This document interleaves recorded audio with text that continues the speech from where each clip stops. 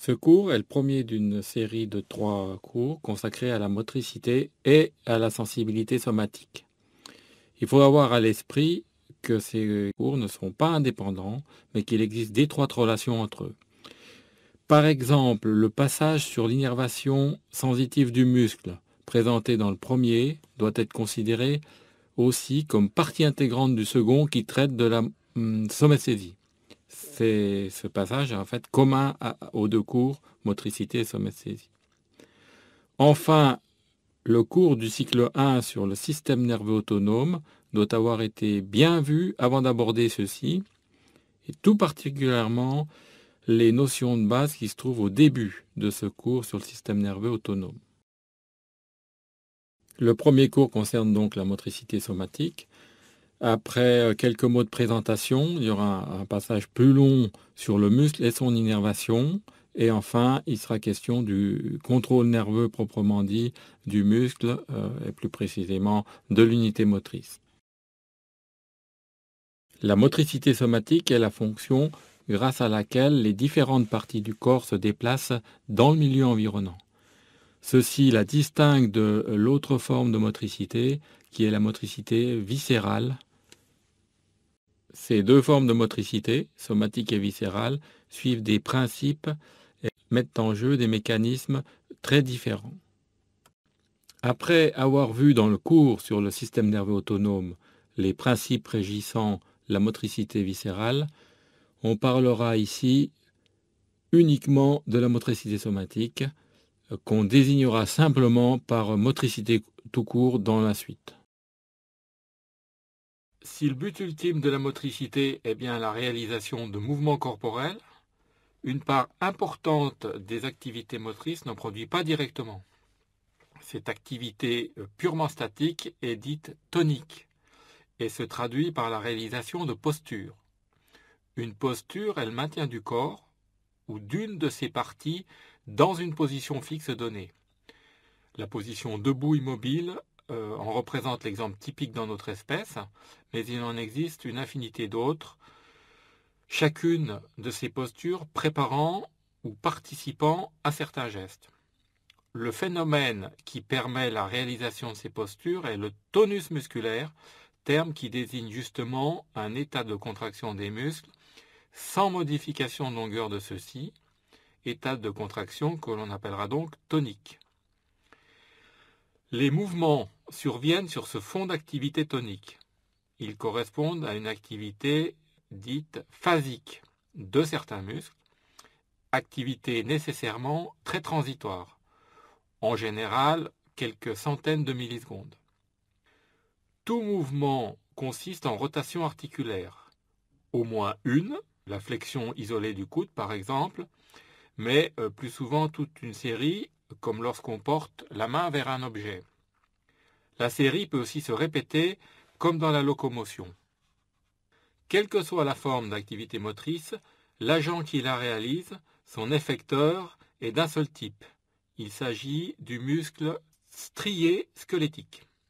Alors ça, c'est aussi une grande différence avec le système nerveux autonome, pour lequel il y a plusieurs effecteurs. Un trait important du contrôle nerveux de la motricité est sa hiérarchisation.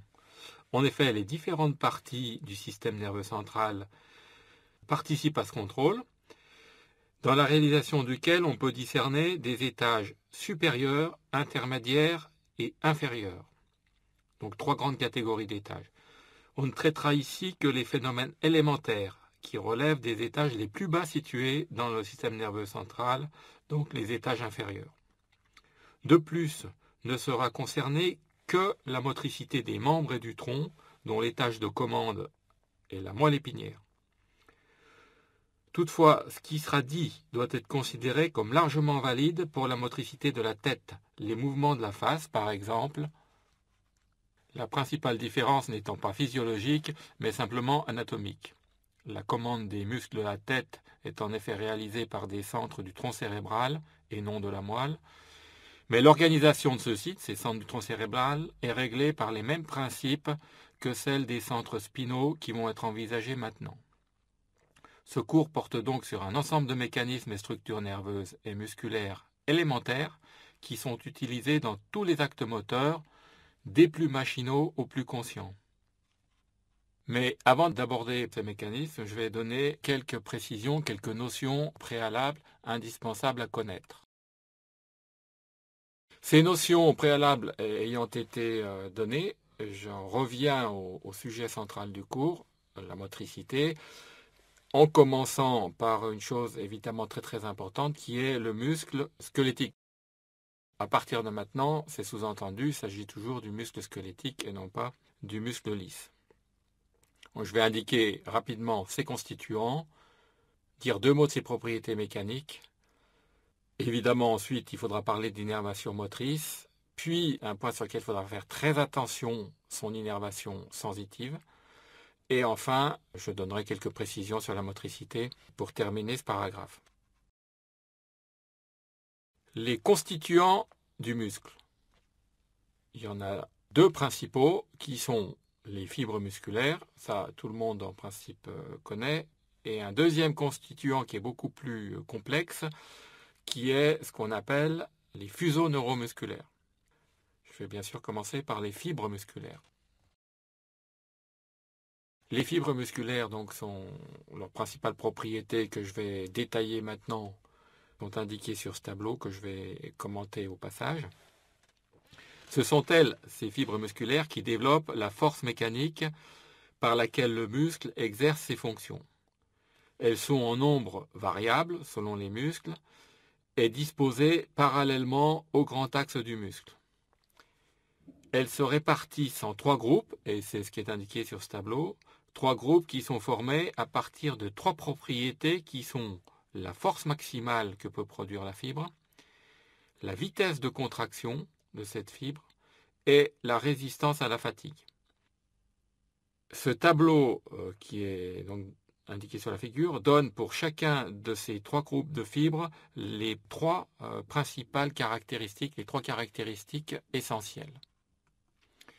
Les 3 groupes sont donc un groupe de fibres qu'on va appeler lentes, qui produisent une force faible, dont le temps de contraction est long et dont les capacités oxydatives sont élevées.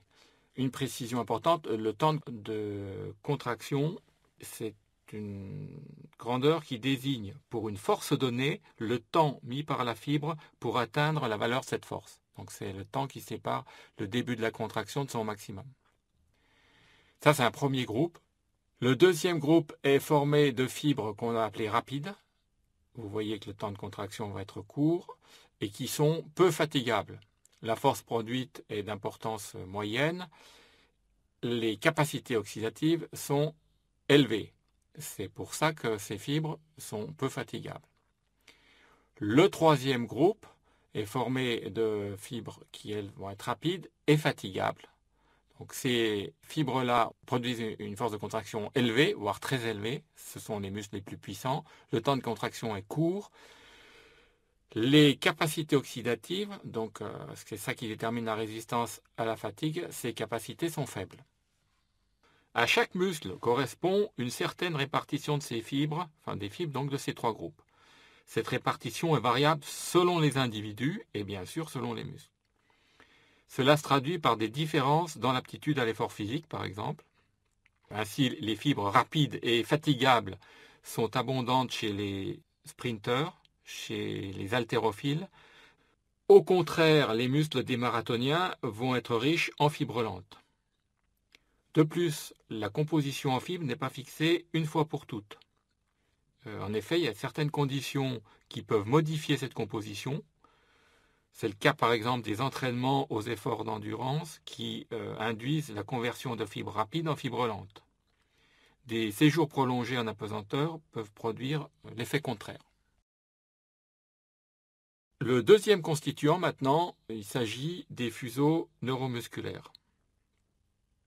Ces fuseaux neuromusculaires sont des petites structures de forme allongée qui sont situées dans la masse musculaire où elles sont orientées parallèlement aux fibres musculaires. C'est ce qui est indiqué sur la figure suivante.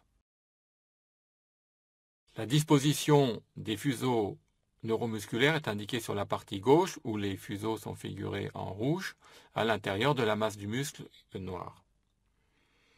On dit que ces fibres sont disposées en parallèle avec les fibres musculaires. Elles mesurent quelques millimètres de long, 10 mm au plus, pour un diamètre maximal. Le diamètre maximal s'observe à la partie centrale. Et ce diamètre maximal donc est d'environ 100 microns. On en trouve en nombre variable, approximativement de 40 à 400 fuseaux neuromusculaires donc par muscle. Et on les trouve dans tous les muscles squelettiques à de très rares exceptions près. Chaque fuseau est constitué à son tour de fibres, qui sont au nombre de 3 à 12 selon les fuseaux. C'est ce qu'on appelle les fibres intrafusales. Une de ces fibres intrafusales est représentée sur la partie droite. Ces fibres intrafusales ont une structure mixte, parce qu'elles sont composées de deux sortes de tissus. Un tissu purement élastique, qui est généralement situé à la partie médiane de la fibre, ce tissu formant ce qu'on appelle la zone équatoriale. Deuxième type de tissu, c'est du tissu contractile, qui est tout à fait analogue à celui des fibres musculaires. Ce tissu contractile est généralement distribué en deux parties, situées de part et d'autre de la zone équatoriale. Sa contraction cette partie contractile, donc sa contraction aura pour effet d'étirer la zone élastique. Et ça, c'est un point très important dont il sera souvent question. Les parties contractiles, quand elles se contractent, étirent la partie équatoriale non contractile. Ces fibres intrafusales se répartissent elles aussi en plusieurs catégories, mais la connaissance de ces catégories n'est pas du tout nécessaire pour cet exposé. Cet ensemble de fibres intrafusales est contenu dans une capsule de tissu conjonctif qui contribue à donner sa forme caractéristique au fuseau. Donc pour résumer, c'est un point qui est parfois difficile à saisir, il y a des fuseaux dans le muscle et chacun de ces fuseaux neuromusculaires est constitué d'un nombre variable de fibres qui sont les fibres intrafusales. Du point de vue physiologique, une propriété absolument essentielle du fuseau est qu'il se comporte mécaniquement comme le tissu musculaire dans lequel il est plongé.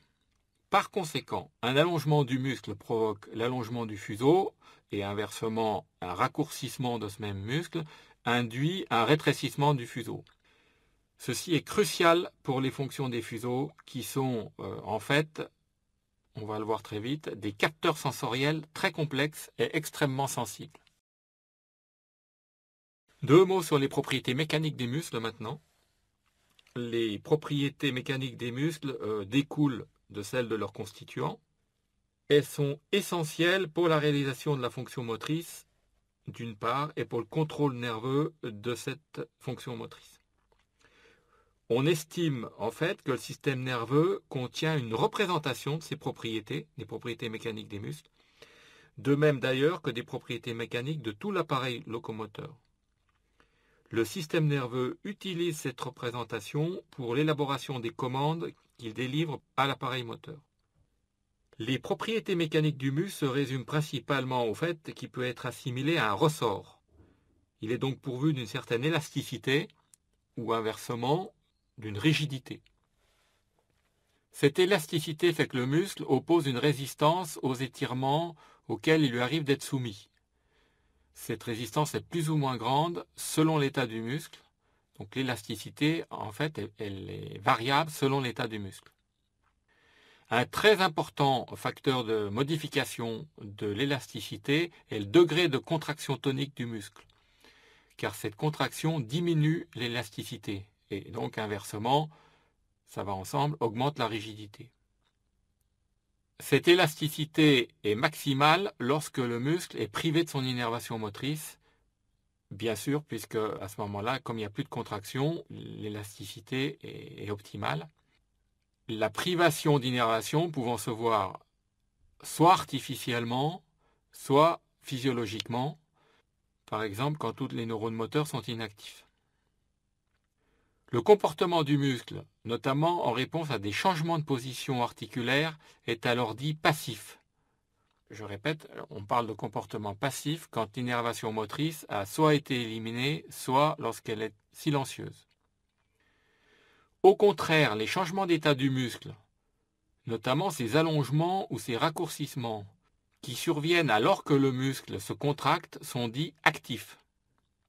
Cette distinction entre phénomène musculaire passif et actif est très importante physiologiquement. Donc, passif, c'est pas d'activité motrice, et actif, c'est changement avec activité motrice. L'innervation motrice, donc du muscle, où je parlerai d'abord des cellules qui assurent cette innervation, qui sont les motoneurones ou neurones moteurs. Ensuite, d'une entité d'une très très grande importance en physiologie motrice, qui est l'unité motrice. Et enfin, je dirais 2 mots d'ordre général sur les rapports entre le muscle et son innervation motrice. Les motoneurones, d'abord, ces motoneurones forment 2 groupes bien distincts, les motoneurones alpha et les motoneurones gamma. Ces dénominations proviennent de la classification des fibres nerveuses périphériques qui est fondée sur la mesure des vitesses de conduction de ces fibres. Mais les corps cellulaires de tous ces motoneurones sont situés, je vais le préciser rapidement dans la suite, les corps cellulaires de tous ces motoneurones sont situés dans la corne ventrale de la moelle et également dans les parties du tronc cérébral qui sont l'équivalent de cette corne ventrale. Les motoneurones alpha tout d'abord. Un motoneurone alpha est représenté sur cette figure, ou plutôt sont représentés de façon très réelle les dendrites en A d'un motoneurone alpha, avec la barre d'échelle au-dessous, 300 microns, qui vous donne une idée de la dimension. Ce sont de grandes cellules. En B est indiqué un détail de ces dendrites, un détail de dendrites qui correspond à l'astérisque qui est représenté en A. L'organisation anatomique des motoneurones alpha suit des règles remarquablement simples. Les motoneurones associés à un même muscle sont regroupés dans un même territoire de la corne ventrale. C'est ce qui est indiqué sur cette figure qui représente très schématiquement une coupe transversale de la moelle. Les motoneurones sont donc associés à un même muscle, sont regroupés dans un même territoire. Ce territoire en fait a une forme allongée selon le grand axe de la moelle et il s'étend sur plusieurs segments de moelle adjacents. Il constitue ce qu'on appelle le noyau moteur du muscle considéré. Parce que les motoneurones sont évidemment empilés, étagés les uns sur les autres sur plusieurs coupes successives de moelle. Les différents muscles ont ainsi des noyaux moteurs qui sont bien séparés. L'emplacement des noyaux moteurs est également ordonné. Les muscles axiaux, ceux du tronc et de la nuque, et ceux des muscles proximaux des membres, c'est-à-dire les muscles de l'épaule et de la hanche, sont situés dans la partie médiane de la corne ventrale, ce qui est représenté en rouge sur la figure. Les noyaux des muscles distaux sont au contraire placés dans la partie latérale de cette corne, ce qui est représenté ici par les dessins verts sur la figure. Quel que soit le noyau moteur, l'axone de tout motoneurone alpha sort de la moelle par une racine ventrale, puis quitte le canal rachidien pour rejoindre le contingent moteur d'un nerf périphérique, bien sûr, dans lequel il gagne le muscle qui l'innerve, le muscle innervé par ce motoneurone. Conformément à la définition des noyaux moteurs, il n'y a jamais de branche axonale destinée à un autre muscle.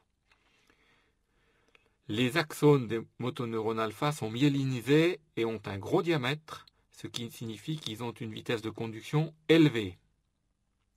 À l'intérieur du muscle innervé, l'axone du motoneurone alpha se ramifie en nombreuses branches.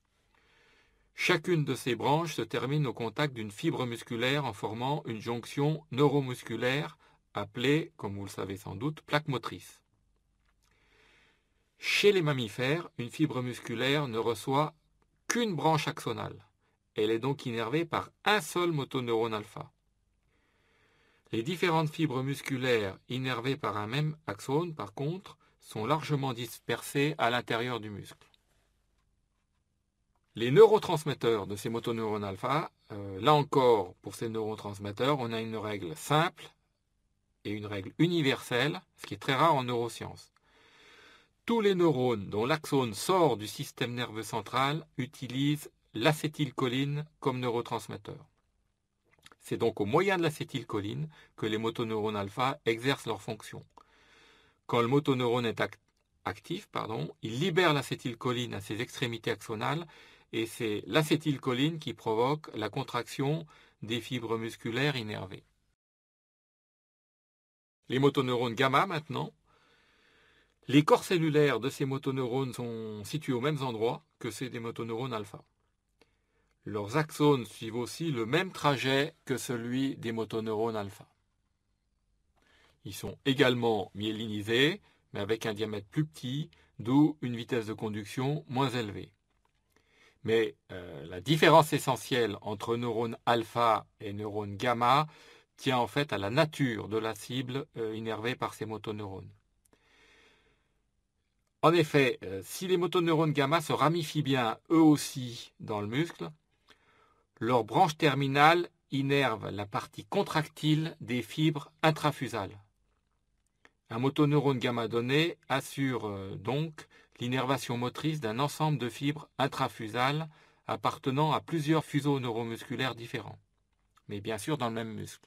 En fait, la chose vraiment importante à avoir à l'esprit, c'est que le motoneurone gamma innerve les fibres intrafusales. C'est une innervation qui est restreinte, limitée aux fuseaux neuromusculaires, alors que le motoneurone alpha, lui, innerve uniquement les fibres extrafusales. Les unités motrices, maintenant. L'unité motrice, c'est l'entité formée par un motoneurone alpha et l'ensemble des fibres musculaires qui l'innervent. Cette unité motrice est représentée sur la diapositive suivante.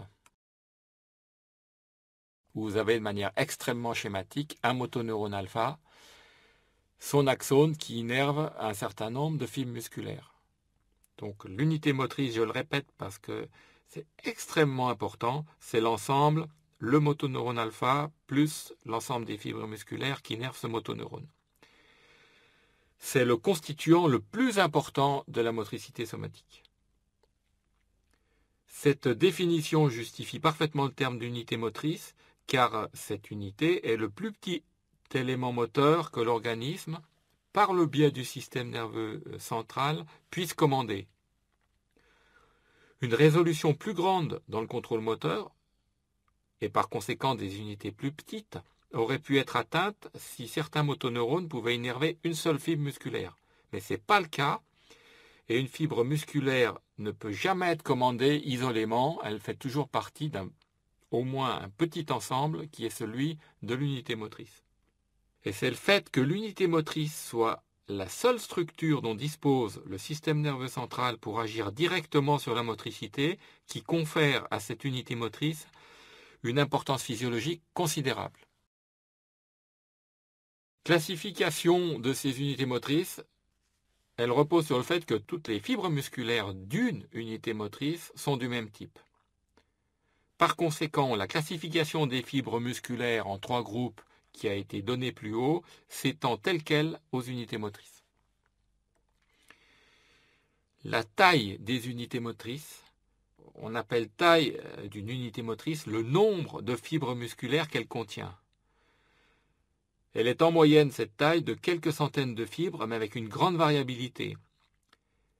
Les muscles, réalisant des mouvements très fins, ont des unités motrices très petites, donc beaucoup plus petites que de l'ordre de la centaine.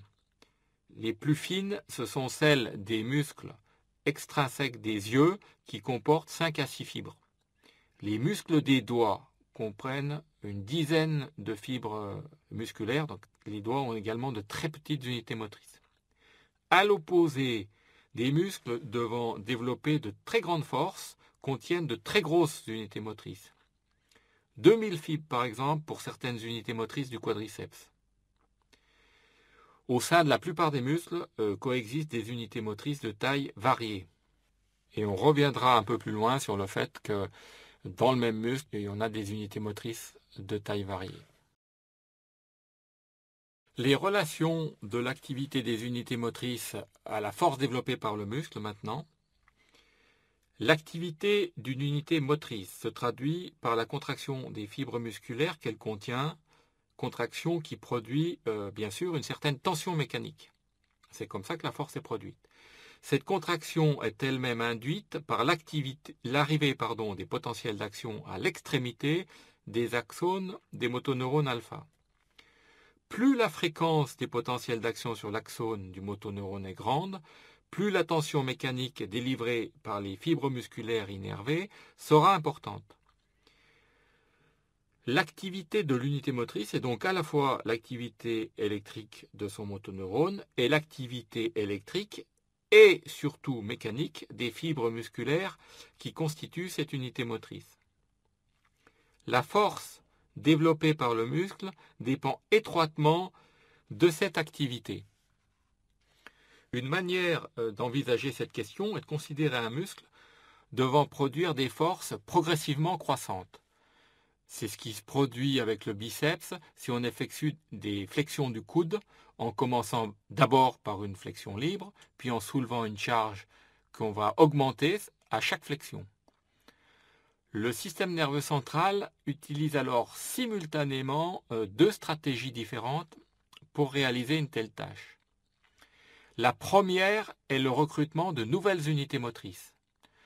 En effet, pour de faibles résistances, par exemple s'il n'y a pas de charge au bout du coude, un nombre réduit d'unités motrices suffit pour produire le mouvement.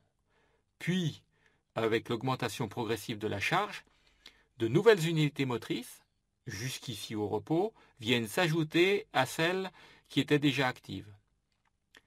L'ordre de ce recrutement suit un principe qui est une des rares règles simples observées en neurophysiologie.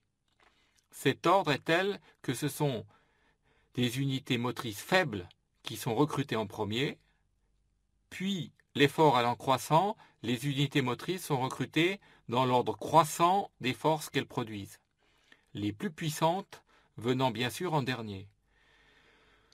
Comme les unités motrices sont d'autant plus fortes qu'elles sont plus grosses, le principe qui régit cet ordre est appelé principe de taille. Ce principe de taille contribue à la fluidité des mouvements en évitant les à-coups qui surviendraient si de fortes unités motrices étaient recrutées précocement.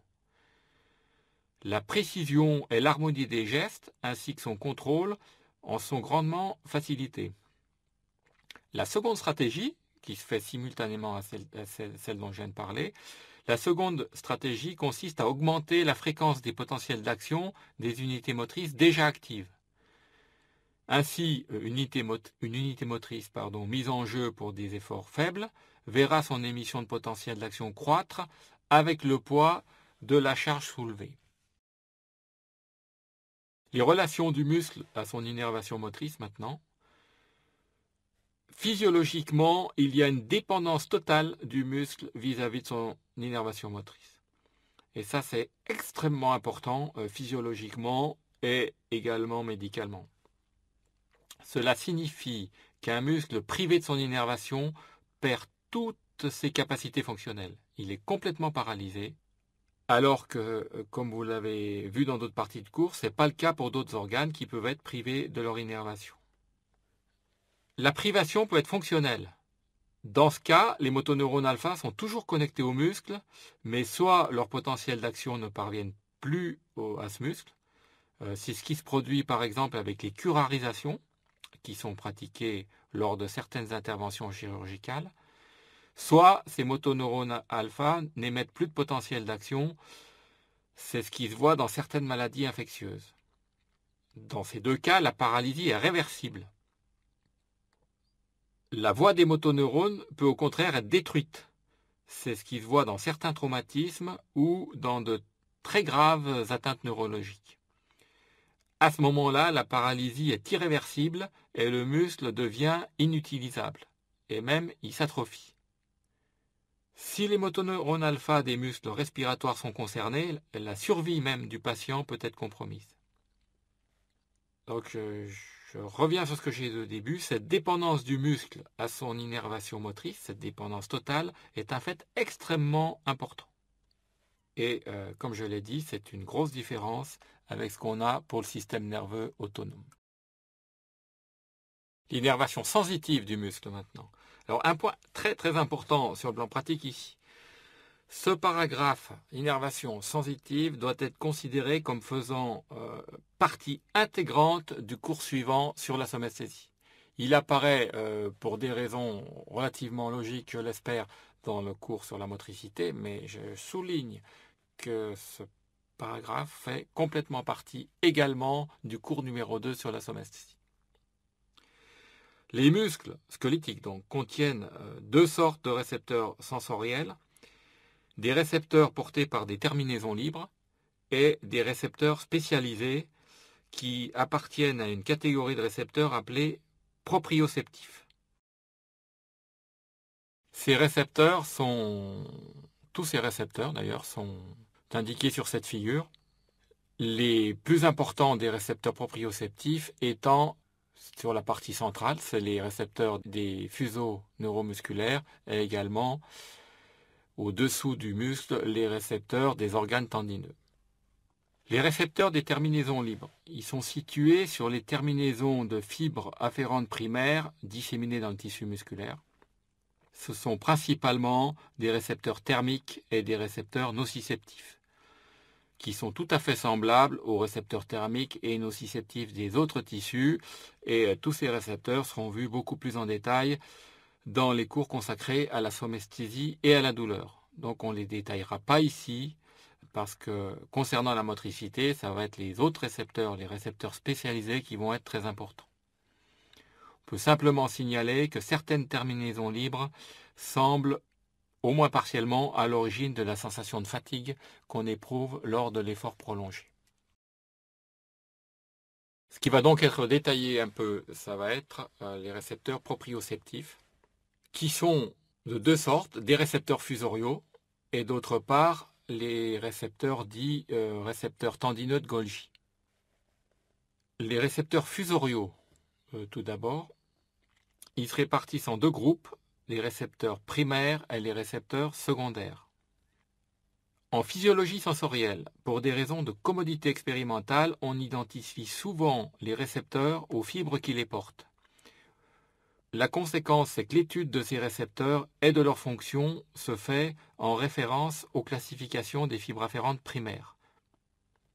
Les récepteurs primaires sont portés par des fibres dites grand 1 petit a, qui sont des fibres myélinisées de très gros diamètre. Ce sont les plus grosses fibres de tout le système nerveux. Ces fibres ont donc une vitesse de conduction très élevée. Très élevée, c'est plus de 100 mètres secondes. C'est sur cette portion distale que se trouvent les récepteurs. Dans cette région de contact, le rameau de fibre 1A se termine souvent en s'enroulant en spirale autour de la zone équatoriale. Chaque fibre intrafusale est connectée à un rameau de fibre 1A. Les récepteurs secondaires sont portés par des fibres de type grand 2, qui sont elles aussi myélinisées de gros diamètre, mais cependant un peu plus petit que celui des fibres de type grand 1, si bien que la vitesse de conduction sera un peu moindre. Ces récepteurs se trouvent également sur la partie distale de la fibre nerveuse, au contact de la portion purement élastique des fibres intrafusales. Comme celle portant les récepteurs primaires, chaque fibre de type 2 se ramifie, mais pour un fuseau donné, une fraction seulement des fibres intrafusales est innervée par ces branches. Par conséquent, l'innervation 1A est plus extensive que celle des fibres 2. Fonctionnellement, le point capital est que la localisation de ces récepteurs, primaires comme secondaires, leur permet d'être très sensibles à l'état d'étirement de la partie purement élastique des fibres intrafusales. De là découlent pour l'essentiel leurs propriétés qu'on va voir maintenant. Ces propriétés se mettent en évidence grâce à un protocole expérimental qui est illustré sommairement sur la figure suivante. Sur cette figure, le temps est porté en abscisse, tandis que les ordonnées représentent des longueurs. L'expérience consiste d'abord en l'étirement d'un muscle que l'on fait passer d'une longueur initiale stable de référence, dénotée par Ref, à une autre longueur plus élevée qui est maintenue temporairement. C'est le plateau correspondant à la valeur stable PL. Cette phase de plateau est statique, alors que celle d'allongement, marquée par la flèche A, et de raccourcissement, c'est la flèche R, ces deux phases-là, elles, sont dynamiques. Point crucial, le muscle concerné dans cette expérience est privé de toute innervation motrice, et en particulier de celle fournie par les motoneurones gamma. Les propriétés des récepteurs secondaires étant les plus simples, on va commencer par elles. Ces propriétés sont résumées sur la nouvelle figure.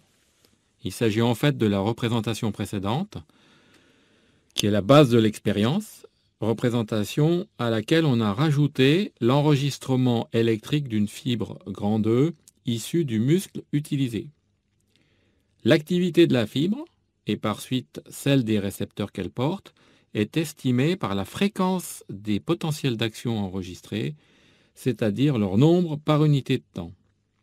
Ces potentiels d'action sont représentés par les petits traits verticaux du tracé du haut.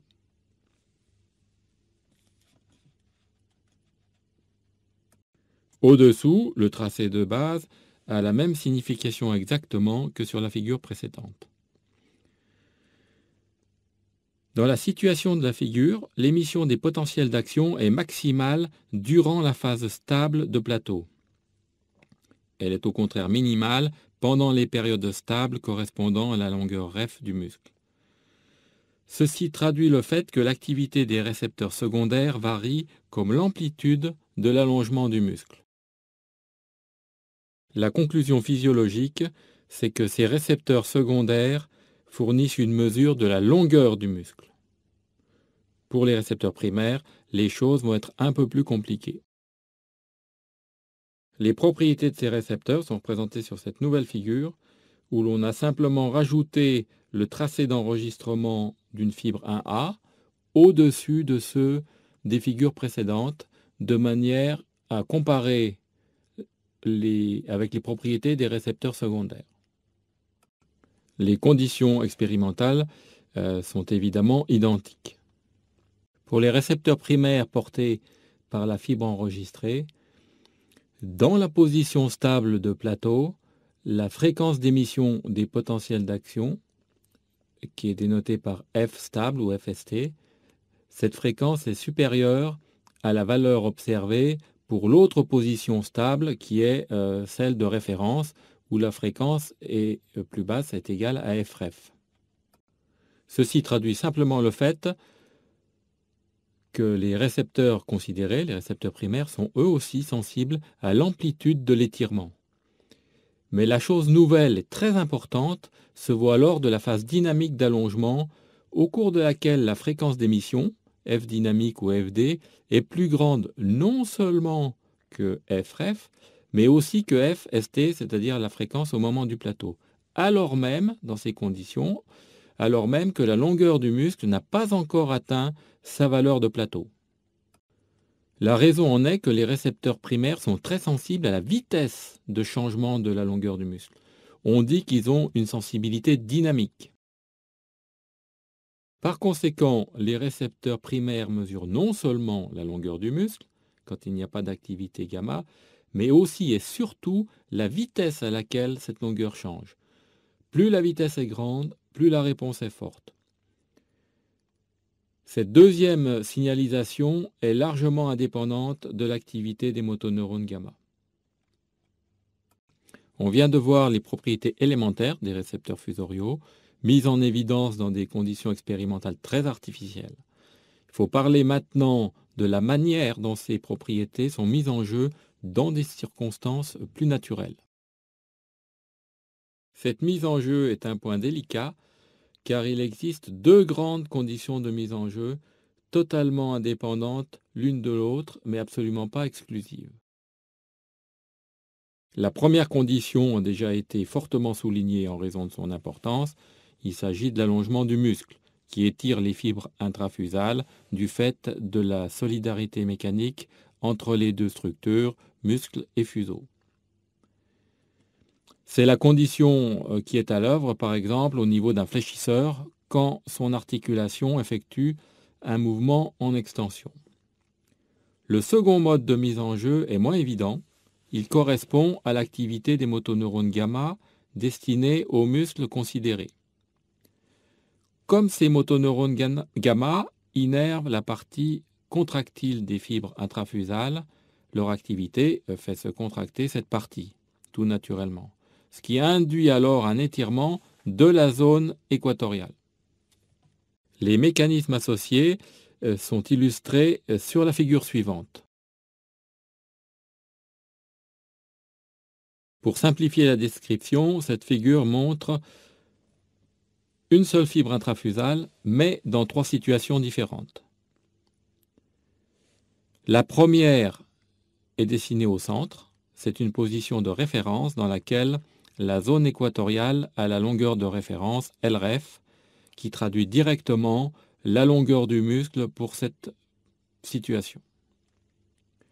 Toujours dans cette situation de référence, le motoneurone gamma associé, dont l'axone est représenté en rouge, est dépourvu d'activité. Les uniques récepteurs primaires schématisés sont portés par le rameau de fibre 1A du haut. Ces récepteurs ont une activité correspondant à LREF. La première condition de mise en jeu, l'allongement du muscle donc, est indiquée à gauche. Elle ne s'accompagne toujours pas d'activité gamma. L'étirement du muscle allonge aussi la zone équatoriale, dont la nouvelle longueur LC est supérieure à la valeur de référence LREF.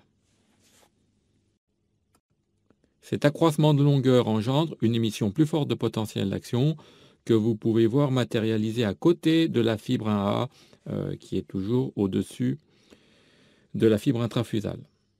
Bien évidemment, dans cette situation, la longueur de la fibre intrafusale, elle-même, cette longueur a augmenté. L'autre condition est représentée sur la partie droite. Cette fois, la longueur du muscle ne change pas, et il en est donc de même pour celle de la fibre intrafusale. Mais maintenant, le motoneurone gamma est actif, ce que symbolisent les 3 potentiels d'action qui sont dessinés juste à la gauche de son axone. Cette activité entraîne la contraction et donc le raccourcissement des portions contractiles de la fibre intrafusale, d'où à nouveau allongement de la zone équatoriale qui est portée dans cet exemple encore à une longueur LC. La conclusion importante, c'est que malgré la solidarité mécanique entre le muscle et le fuseau, l'allongement de la zone équatoriale est découplé de celui du muscle grâce à l'action des motoneurones gamma. L'effet premier de l'action des motoneurones gamma, donc, c'est pour une longueur donnée du muscle d'augmenter l'émission des potentiels d'action par les afférents fusoriaux. La manière dont le système nerveux utilise cette propriété dépend du mouvement particulier auquel participe le muscle concerné.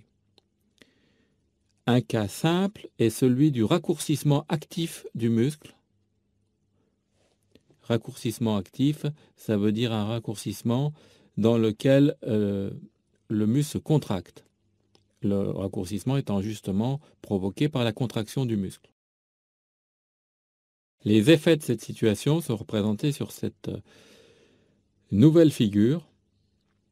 Sur cette figure, la longueur du muscle est à nouveau représentée en bas par grand L.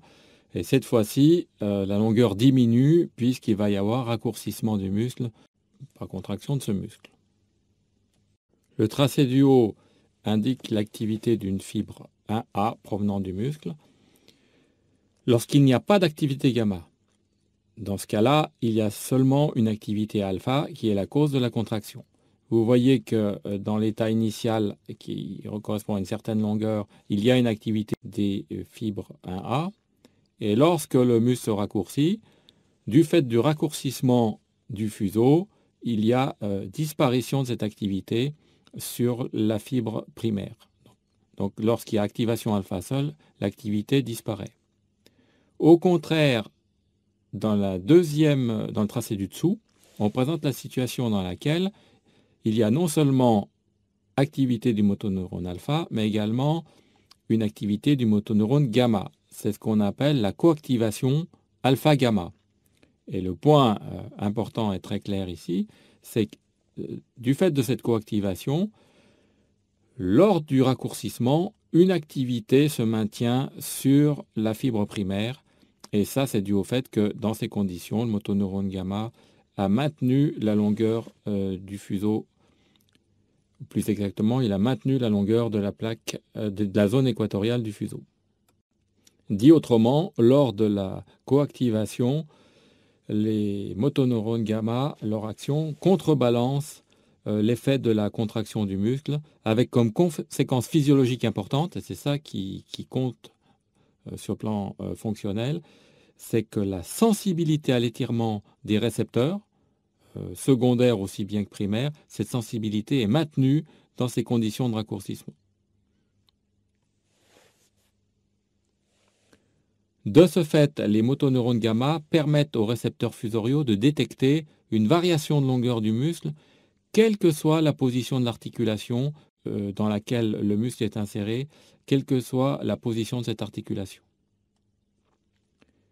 Mais il faut bien avoir à l'esprit que le système nerveux central peut activer motoneurone alpha et motoneurone gamma indépendamment les uns des autres. C'est d'ailleurs ce qui était représenté dans la partie supérieure de la figure, dans laquelle seuls les motoneurones alpha sont actifs.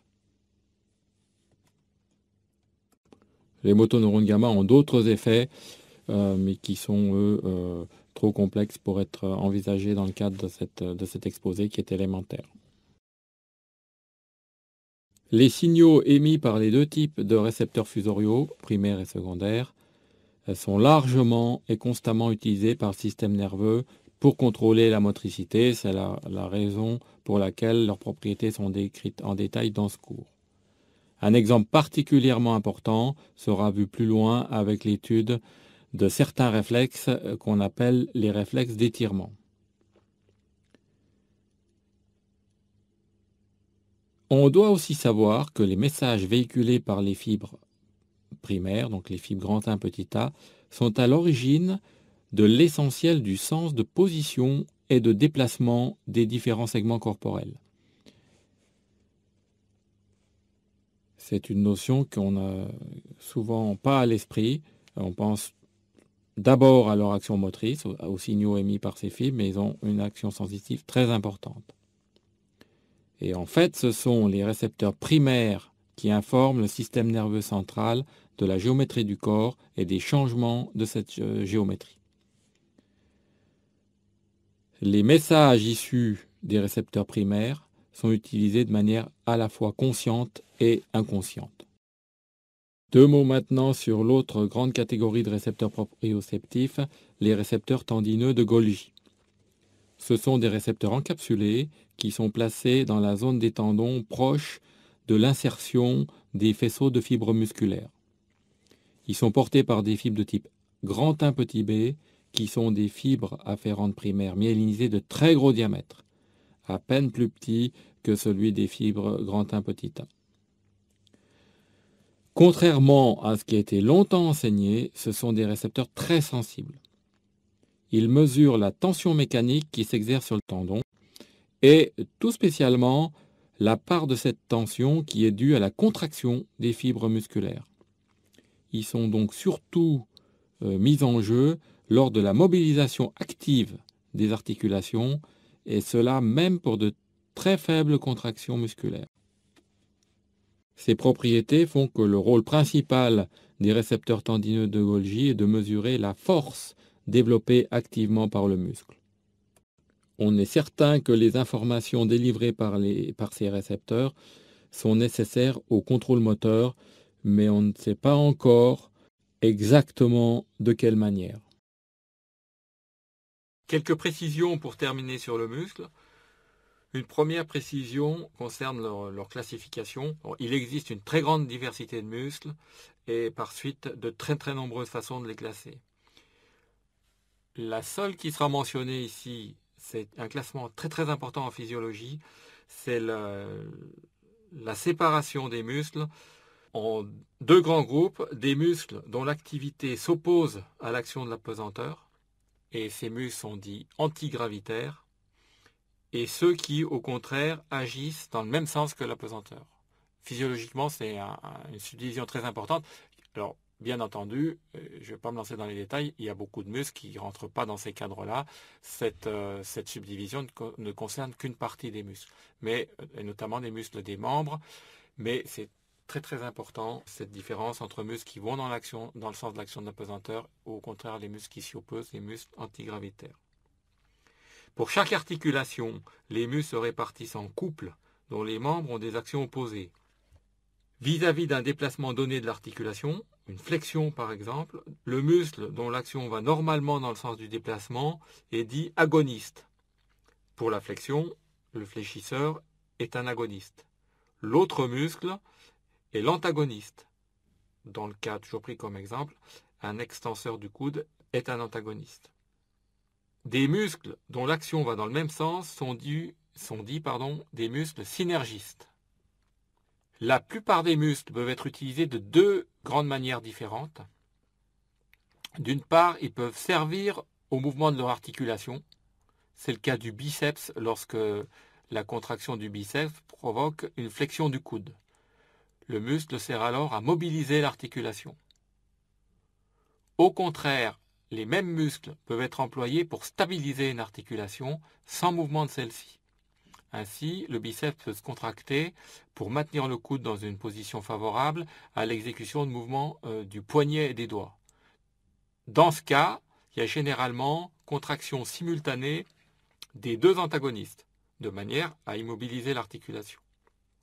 Une autre possibilité, toujours dans ce cas de contraction sans mouvement, c'est que l'action du muscle compense celle de la pesanteur.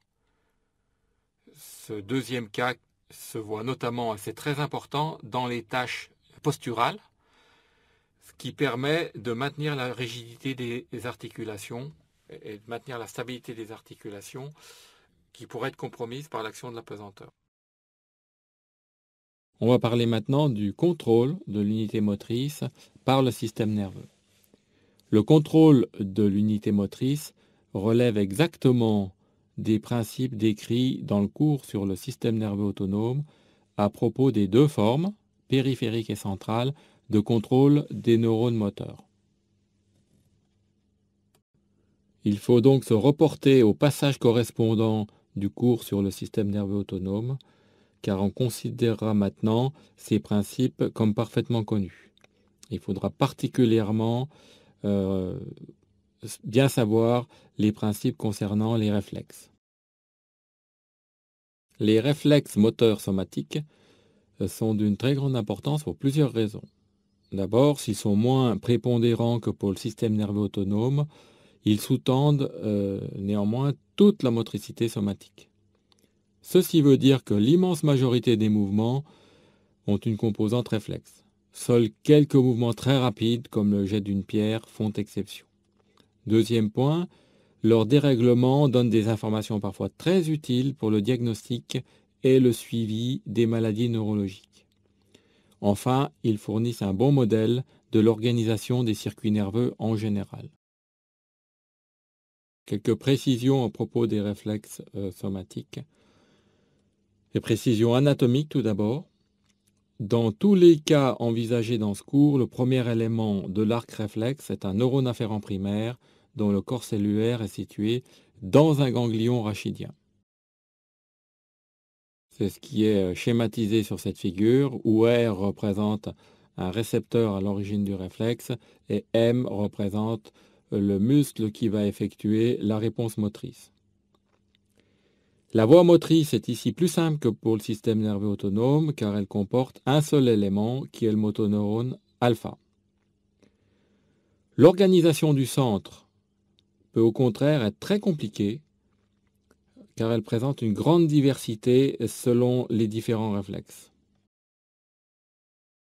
Dans le cas le plus simple, la fibre afférente primaire est connectée directement au motoneurone alpha. Le réflexe est dit monosynaptique parce qu'il y a une seule synapse dans l'arc. C'est ce qui est représenté sur la partie gauche de la figure. Cette forme est rare. Bien plus souvent, un ou plusieurs neurones sont intercalés entre la voie sensitive et la voie motrice. Ces réflexes sont appelés polysynaptiques. Dans cette deuxième catégorie, dans un grand nombre de cas, on rencontre des arcs où un seul neurone est intercalé entre la fibre afférente primaire et le motoneurone alpha. Ces réflexes sont donc dénommés disynaptiques puisqu'il y a 2 synapses dans l'arc. C'est ce qui est représenté sur la partie droite de la figure. Mais certains réflexes polysynaptiques, au contraire, pourront être très complexes avec tout un circuit interposé entre voie sensitive et voie motrice. Tous les individus d'une même espèce animale possèdent le même stock de réflexes.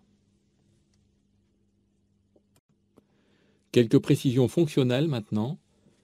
Dans des conditions identiques, les activités réflexes se déroulent toujours de la même manière. On dit qu'elles sont stéréotypées. Elles ont souvent une finalité simple, comme maintenir l'équilibre lorsque celui-ci est perturbé, soustraire une partie du corps à un stimulus douloureux, par exemple. La finalité ici est évidente. Comme pour le système nerveux autonome, chaque réflexe possède un gain. Quand les conditions changent, le gain peut changer également. Dans certains cas extrêmes, il pourra même devenir nul, ce qui correspond à l'abolition, toujours brève, du réflexe. Le gain est donc un paramètre très important, je souligne. Il est associé à tout réflexe, de même d'ailleurs qu'à beaucoup d'autres phénomènes biologiques. Il y a un deuxième paramètre qui joue un rôle considérable pour les réflexes moteurs somatiques. Ce deuxième paramètre, c'est le délai, qui est le temps qui s'écoule entre l'instant de survenue du stimulus et celui de la réponse. En raison de la durée de conduction de l'information dans l'arc réflexe, la réponse est en effet toujours en retard par rapport au stimulus. Ceci peut engendrer des complications quand la réponse doit, par exemple, corriger très rapidement une perturbation induite par le stimulus. Au niveau central, la mise en œuvre des contrôles moteurs devra donc prendre en compte l'existence de ces délais. On va voir maintenant quelques exemples de réflexes somatiques, mais des exemples particulièrement importants en physiologie. Les réflexes d'étirement d'abord. Ces réflexes prennent naissance au niveau des récepteurs fusoriaux et principalement, mais pas uniquement, des récepteurs primaires. Ils ont 2 formes possibles qui sont représentées sur la figure suivante. Il va y avoir un réflexe d'étirement phasique et un réflexe d'étirement tonique, qui sont donc représentés sur cette figure. Le réflexe d'étirement phasique, d'abord, c'est un réflexe purement monosynaptique, encore appelé réflexe myotatique. C'est le plus simple et le mieux connu des réflexes. Il a beaucoup de valeur en clinique où il est systématiquement recherché en percutant certains tendons avec un petit marteau qui est conçu à cet effet. Dans ce cadre, il fait partie des réflexes ostéotendineux ou simplement réflexes tendineux. L'arc du réflexe, qui est présenté sur la figure, le membre afférent est une fibre 1A, les récepteurs à l'origine du réflexe étant donc les récepteurs fusoriaux primaires. La voie sensitive s'articule directement à l'élément moteur, le motoneurone alpha, dans la corne ventrale de la moelle, qui est donc représenté sur la figure dans le cas du réflexe rotulien. Une caractéristique essentielle de cet arc est que le motoneurone concerné innerve le muscle contenant le fuseau neuromusculaire à l'origine de l'arc. L'arc forme donc une boucle fermée sur le muscle. Le fonctionnement de ce réflexe phasique, je le répète, qui correspond au petit 1 sur la figure. Le stimulus spécifique du réflexe est l'étirement rapide du muscle, étirement qui se répercute sur le fuseau. Les récepteurs primaires sont donc fortement sollicités, puisqu'ils ont une grande sensibilité dynamique, comme il a été vu précédemment. On a vu Je le rappelle que plus la vitesse d'allongement est grande, plus la réponse de ces récepteurs primaires est forte. Le cas de la percussion du tendon par le marteau représente donc le stimulus le plus efficace, car l'allongement est alors appliqué de manière quasi instantanée. Les récepteurs primaires stimulés de la sorte engendrent une bouffée de potentiel d'action qui parcourt très rapidement la fibre 1A. Comme les terminaisons de cette fibre sont excitatrices des motoneurones alpha, la bouffée de potentiel d'action produit une excitation des motoneurones connectés. Ceci innervant le muscle qui a été étiré, la réponse réflexe va consister en une contraction de ce même muscle. Lors de la recherche des réflexes ostéotendineux, cette contraction peut se manifester par une secousse vive du muscle. Le réflexe d'étirement tonique maintenant, qui est symbolisé par le petit 2 sur la figure. Le point de départ de ce réflexe tonique se situe toujours au niveau des récepteurs fusoriaux, mais cette fois, les récepteurs secondaires sont impliqués en plus des récepteurs primaires.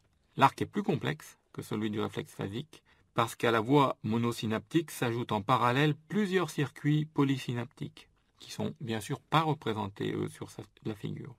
Cependant, toutes ces voies aboutissent au motoneurone alpha innervant le muscle d'origine et toutes sont excitatrices. Donc l'arc sera à nouveau fermé. Le fonctionnement du réflexe tonique est par conséquent semblable à celui du réflexe phasique. La principale différence physiologique avec ce réflexe phasique, cette principale différence résulte de leurs circonstances de mise en jeu.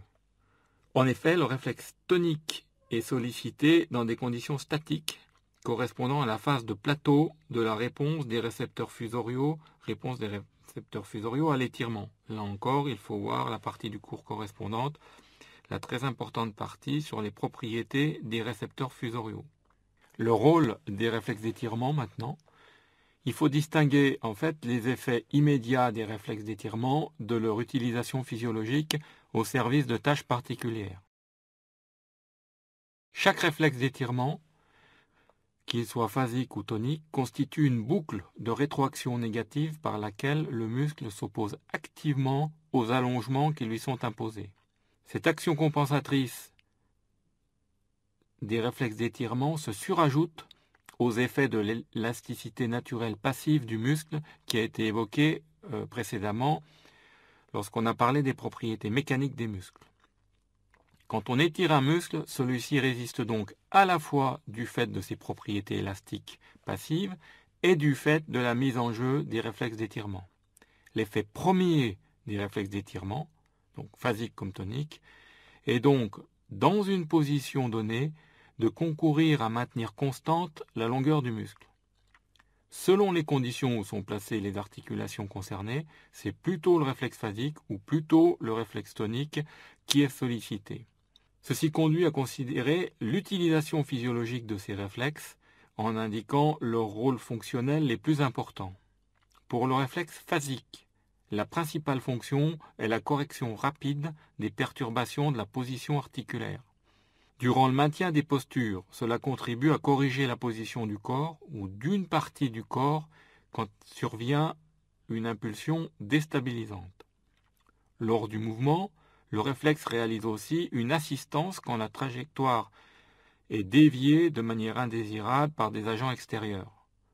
Par exemple, lors de l'augmentation ou au contraire de la diminution imprévue de la résistance au déplacement d'un membre. Pour le réflexe tonique, il faut surtout retenir une très importante fonction de maintien du tonus musculaire postural. Les deux réflexes servent également à maintenir constante l'élasticité des muscles, quelles que soient les conditions dans lesquelles se trouvent ces muscles, conditions de repos ou de contraction plus ou moins fortes. Les réflexes de défense maintenant. Ce deuxième exemple de réflexe s'oppose sur de nombreux points au réflexe d'étirement. Les principales différences sont soulignées dans le tableau qui est présenté maintenant. Vous voyez là un tableau comparatif de ces deux grandes catégories de réflexes, étirement et défense. Pour les réflexes de défense, au départ, les stimuli sont principalement cutanés et non pas musculaires, comme pour les réflexes d'étirement. Ces réflexes de défense font partie des réflexes extéroceptifs. Ensuite, ces stimuli sont douloureux. ou du moins de forte intensité. Par conséquent, l'élément sensitif de l'arc est formé par des fibres afférentes primaires de petit diamètre, ce qui sera vu dans le cours sur la somesthésie, car ce sont elles qui véhiculent les informations douloureuses. Là encore, l'opposition est complète avec les réflexes d'étirement déclenchés par des stimuli indolores et dont la voie afférente est constituée de fibres de très gros diamètre.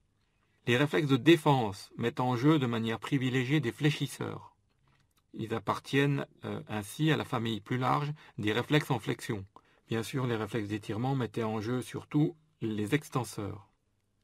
Mais dans leurs formes les plus complexes, les réflexes de défense impliquent aussi des extenseurs dont l'action, par exemple, compense les perturbations d'équilibre que peuvent engendrer l'action des fléchisseurs.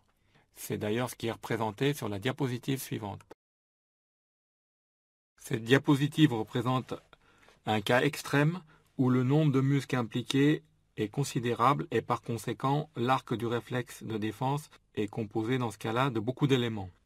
Il s'étend, comme vous pouvez le voir, sur de grandes portions de la substance grise spinale.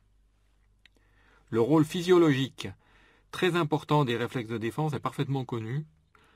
Ces réflexes ont évidemment pour fonction de soustraire rapidement, et notamment sans attendre que le cerveau soit alerté, une partie du corps à un stimulus, comme piqûre, brûlure, coupure, qui pourrait endommager les tissus agressés.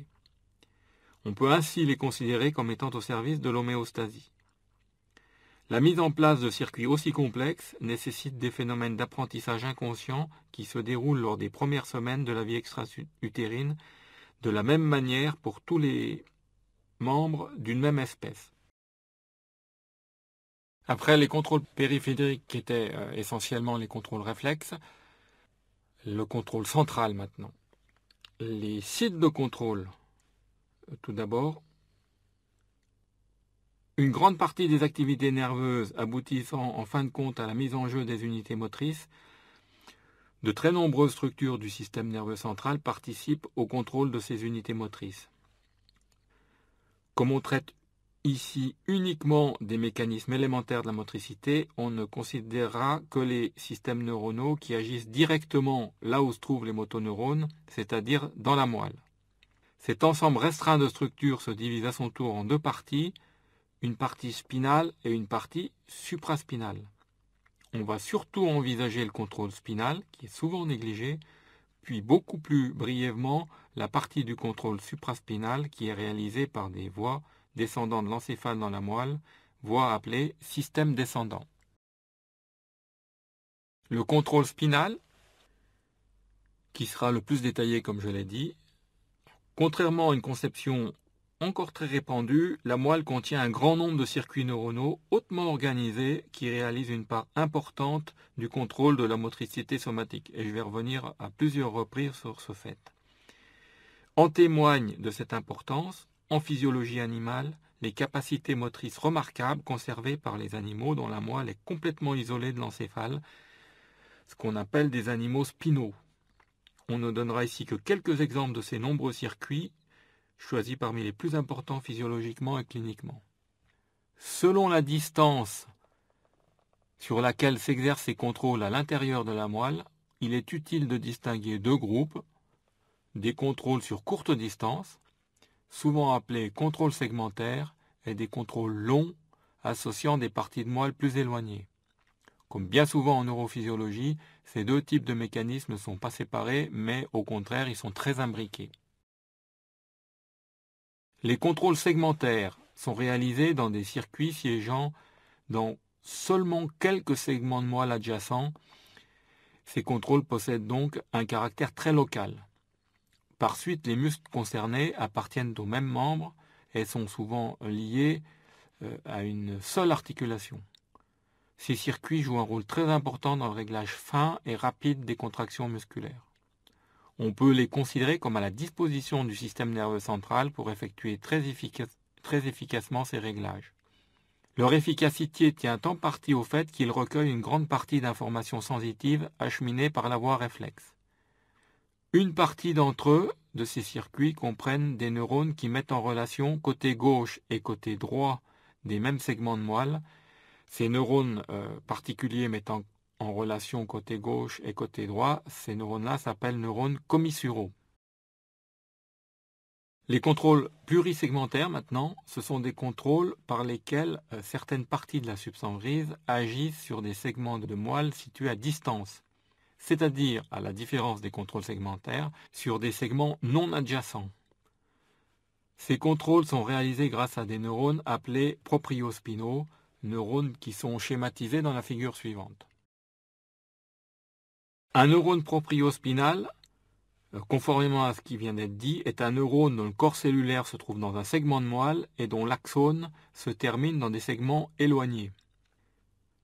Les axones des neurones propriospinaux, par conséquent, cheminent dans la substance blanche. Ceci est un caractère distinctif de ces cellules, caractère qui les distingue clairement des interneurones spinaux, dont l'axone est confiné dans la substance grise. Concernant la motricité, plusieurs groupes sont impliqués. Ils se distribuent en deux grands ensembles, qui sont représentés respectivement en vert et en rouge sur la figure. Les neurones du premier ensemble, ceux qui sont représentés en vert, mettent en relation des segments de moelle assurant l'innervation d'un même membre. Ils servent notamment à coordonner les mouvements de la partie distale du membre avec ceux de la racine de ce membre et avec les mouvements du tronc. Les neurones propriospinaux du second ensemble mettent en relation moelle cervicale et lombaire, c'est ceux qui sont représentés en rouge. Ils servent surtout à la commande des muscles de la racine des membres. Du fait de leur topographie, ces neurones longs jouent un rôle important dans la coordination des mouvements des membres supérieurs et inférieurs. De manière générale, le rôle physiologique des neurones propriospinaux est considérable. Ceci est corroboré par leur très grande abondance. En effet, la grande majorité des fibres présentes dans la substance blanche spinale appartient à ces neurones propriospinaux. Ces axones sont bien plus nombreux que ceux qui relient la moelle à l'encéphale. Les centres et circuits moteurs spinaux maintenant. Certains des éléments impliqués dans les contrôles segmentaires et plurisegmentaires s'associent à d'autres neurones spinaux pour former des circuits qui sont responsables d'aspects essentiels des gestes. On prendra un seul exemple, celui de la locomotion. Compte tenu de la place cruciale des mouvements locomoteurs dans l'adaptation au milieu environnant, le rôle des systèmes dont on va parler maintenant est d'une très grande importance. Les mouvements locomoteurs consistent en séquences stéréotypées, mais complexes et très précisément ordonnées de contractions musculaires intéressant les quatre membres, avec une participation des muscles du tronc pour assurer le maintien et l'équilibre. Ces séquences forment un cycle qui se répète lors du déplacement, c'est le cycle locomoteur. Il a été bien démontré que ces séquences sont engendrées par un réseau. Ce réseau est appelé générateur spinal de la locomotion et c'est lui qui est présenté sur la diapositive suivante. Ce générateur, qui est donc schématisé sur la figure, est un ensemble de neurones interconnectés dont la mise en jeu de cet ensemble bien sûr, stimule les motoneurones alpha dans l'ordre exact du cycle, avec notamment les phases de flexion-extension alternée pour un même membre et phases opposées quand on compare côté droit et côté gauche. Ces réseaux constituent un générateur de rythme moteur comparable au réseau responsable d'un rythme encore plus fondamental, le rythme respiratoire. Et à ce sujet, il faut se reporter au cours sur la physiologie respiratoire. Le générateur spinal adapte également le rythme locomoteur aux besoins. C'est par exemple transition marche-course, vitesse plus ou moins élevée du déplacement, inversion pour marcher à reculons. Donc le générateur adapte le rythme aux besoins du déplacement à effectuer. Ce générateur est en fait composé d'au moins 4 parties interconnectées, une pour chaque membre, chaque partie étant elle-même un assemblage de réseaux plus petits. Ce sont les 4 parties cerclées, 2 au niveau cervical, 2 au niveau lombaire, qui sont présentées sur la figure. Anatomiquement, les corps cellulaires des neurones qui constituent le générateur sont situés dans la base de la corne ventrale des renflements cervicaux et lombaires.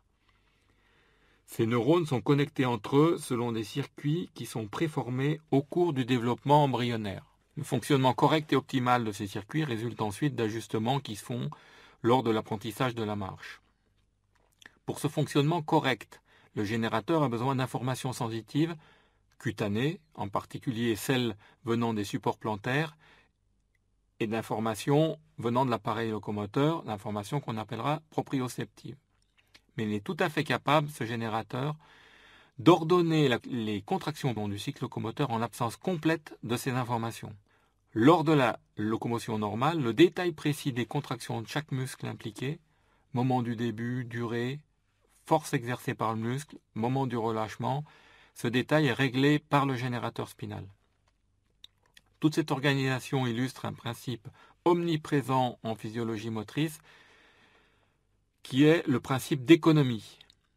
Dans le cas qui est présenté ici, ça veut dire que le cerveau n'a pas à prendre en compte le détail très compliqué des mouvements locomoteurs, mouvements sur lesquels il peut quand même intervenir directement si besoin est.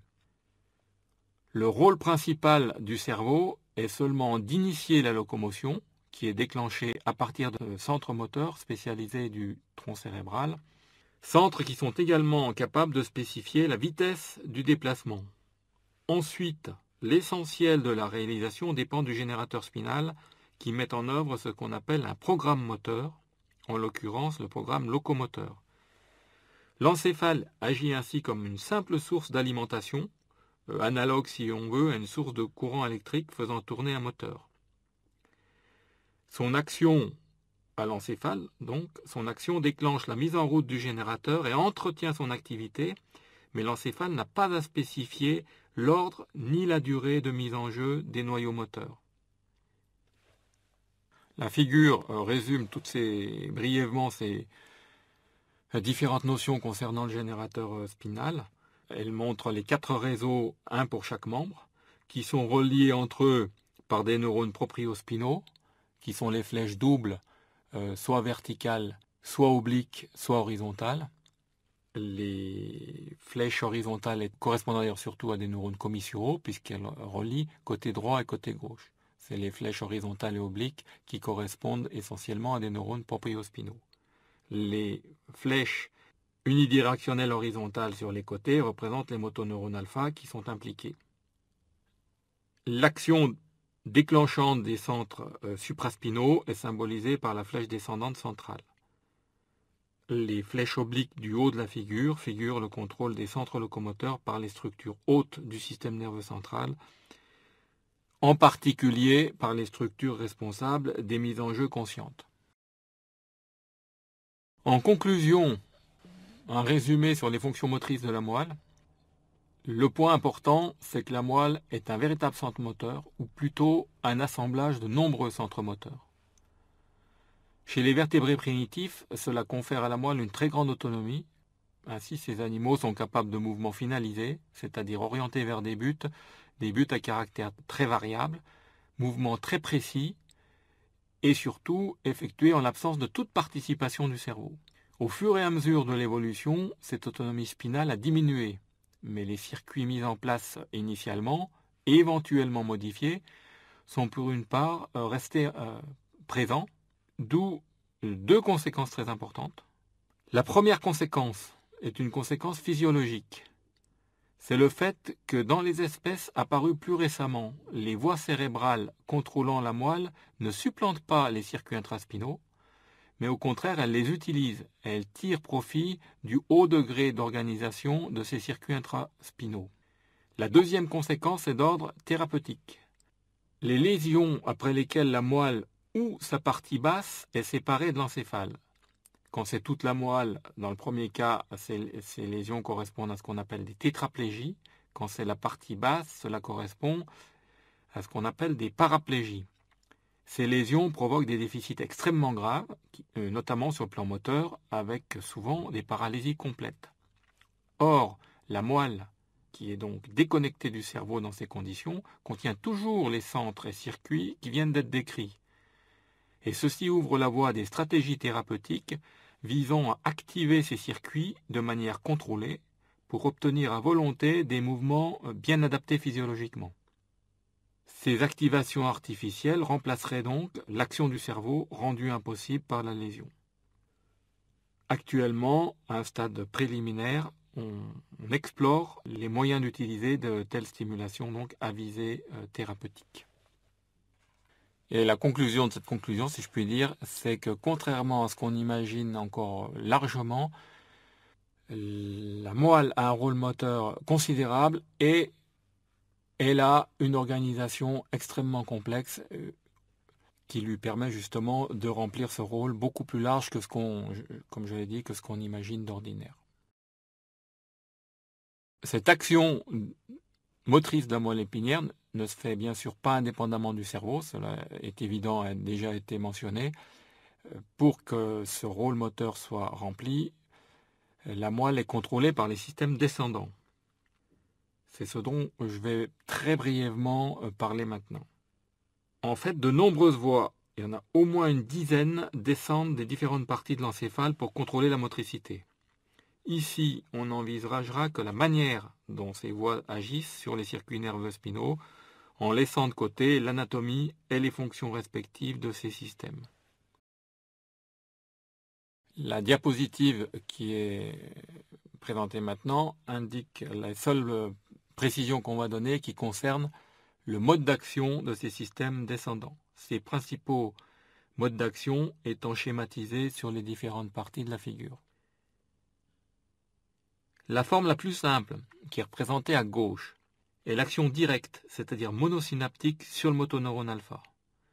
Le neurone à l'origine de l'axone descendant est alors un neurone prémoteur conformément à la définition qui a été donnée précédemment. C'est de loin le mode le plus rare. Dans la plupart des cas, il y a en effet au moins un neurone intercalé entre la fibre descendante et le motoneurone alpha. C'est le cas qui est représenté en 2A sur la figure. SD voulant dire bien entendu système descendant et I désignant l'interneurone ou le neurone intercalé plus précisément entre le neurone encéphalique, entre la fibre descendante et le motoneurone alpha. M désigne bien sûr le muscle. Le neurone intercalé justement peut être un interneurone ou un neurone propriospinal. Comme beaucoup de voies descendantes sont excitatrices, c'est le seul moyen pour elles de produire un effet physiologique inhibiteur. Dans ce cas-là, pour avoir un effet inhibiteur, le neurone intercalé est bien sûr un neurone prémoteur inhibiteur. Le schéma le plus à droite, 2B, montre une variante très importante de cette situation où il y a un neurone intercalé. Cette organisation représentée en 2B correspond à la situation où le neurone intercalé appartient à un circuit réflexe. Cette organisation-là a plusieurs conséquences fonctionnelles très importantes. Elle permet notamment au système descendant de moduler le réflexe concerné, c'est-à-dire de régler son gain indépendamment d'une action directe sur les motoneurones alpha. Compte tenu de ce qui a été dit précisément, ceci est une très grande importance physiologique, compte tenu justement de l'importance du gain pour le fonctionnement d'un réflexe. De manière plus générale, cette situation représentée en 2B contribue fortement à la précision et à l'efficacité des gestes. Les circuits intercalés entre voies descendantes et motoneurone alpha peuvent être plus compliqués que ceux représentés en 2A et 2B. Ils peuvent comprendre plus d'un neurone intermédiaire, c'est-à-dire correspondre à des actions polysynaptiques, et ces interneurones peuvent être eux-mêmes en interaction complexe. C'est le cas très important qui a été envisagé précédemment du générateur spinal de la locomotion. D'autre part, les voies descendantes agissent aussi sur les motoneurones gamma pour assister le mouvement.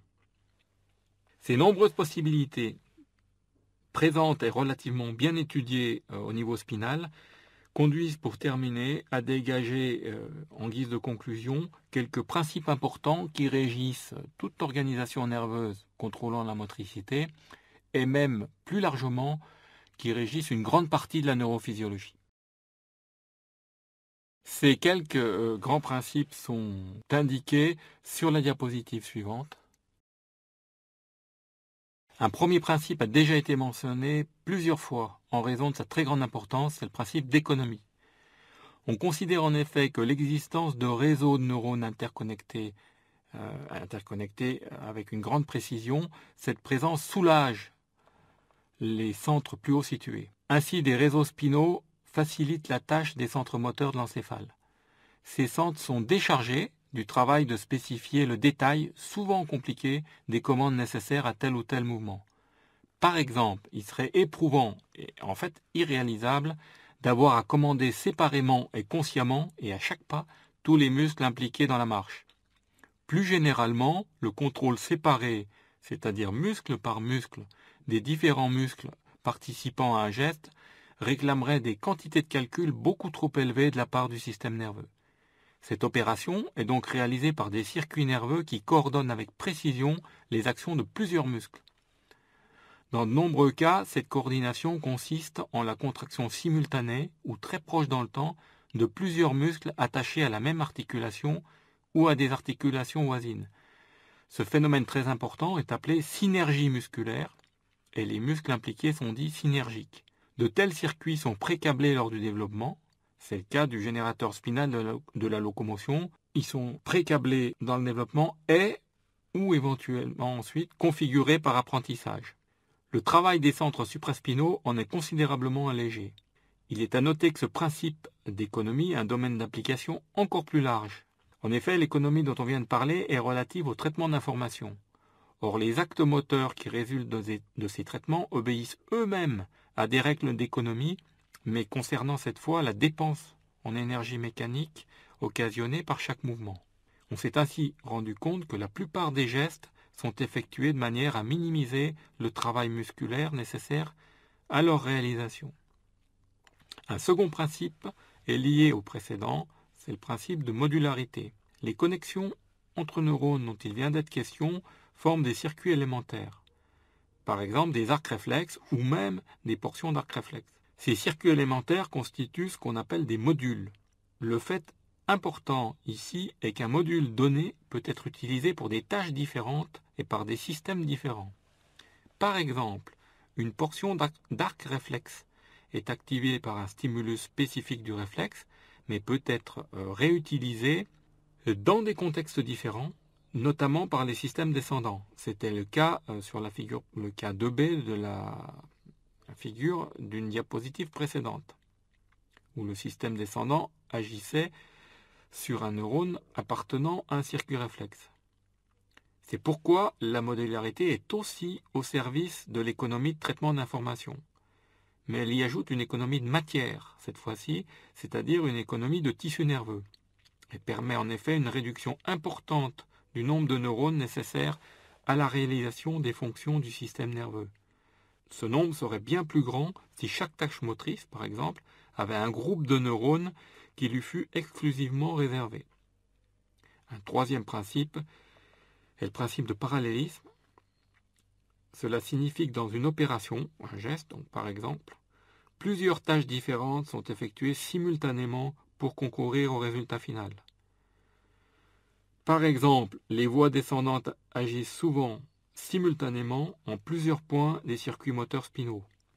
Ainsi, on peut avoir une action directe sur les motoneurones alpha, doublée d'un effet sur les motoneurones gamma et de l'activation des interneurones d'arc réflexe. Ces trois principes, je l'ai déjà dit, sont partout à l'œuvre en neurophysiologie.